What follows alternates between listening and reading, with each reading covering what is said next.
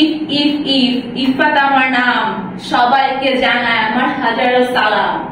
তো জাজেস, গতকালকে আমার চেম্বারে একটা মেল পেশেন্ট আসছে, বলছে ম্যাম আমার একটা কোশ্চেন আছে, সবসময় বার্থ কন্ট্রোল পিল গুলা কেন ছেলেদের উপর পুশ করা হয়? আমি বললাম শুনেন ভাইয়া, একটা বুলেট প্রুফ জ্যাকেটের উপর বারবার গুলি চালানোর চেয়ে গুলিটা আনলোড করায় বুদ্ধিমানের কাজ। বন্দুকটা আনলোড করা ঠিক আছে, আপনি ডাক্তার মানুষ বন্দুকের সম্পর্ক কম জানবেন এটা স্বাভাবিক। তো গতকালকে আমার চেম্বারে শাম মজুমদার স্যার আসছে পেপটিক আলসারের পেট ব্যথা নিয়ে।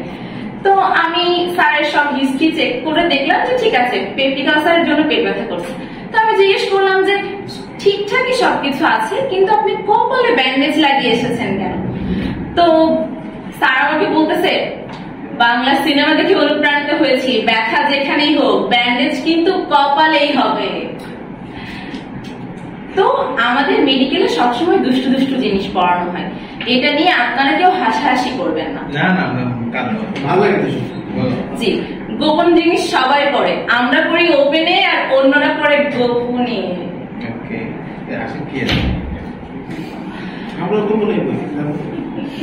আর আরো একদিন আমার চেম্বারে আসছে ম্যাম, আসছে নওশোভা ম্যাম আসছে, তো সুষমা সরকার ম্যাম আসছে। তো হচ্ছে আমি ম্যামকে দেখলাম, ম্যামের কোনো হিস্ট্রি না নিয়ে আমি ম্যামকে ইনজেকশন পুশ করে দিলাম। তো ম্যাম দরজা দিয়ে বের হবে, একদম দরজাতে অজ্ঞান হয়ে পড়ে মারা গেল।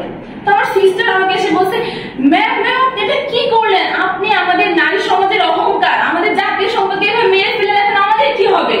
পুলিশ আমাদের কি করবে? তার বলছি দাঁড়াও, আমাকে একটু চিন্তা করতে দাও। তো সিস্টার তুমি লাশটাকে ঘুরিয়ে ফেলো। কেন ম্যাম? কারণ পুলিশ আসলে বলবা যাওয়ার সময় না আসার সময় মারা গিয়েছে।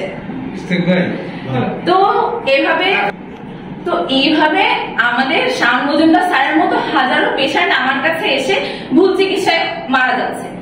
তো এইভাবে মারা যেতে যেতে একদিন আমার চেম্বারে পুলিশ আসছে, এসে বলতেছে আপনি যে রুগী দেখতে পারেন না সেটা আপনাকে দেখলেই বোঝা যায়। তো বিএমডিসি রেজিস্ট্রেশনটা কি টাকা দিয়ে কিনে নিয়েছিলেন?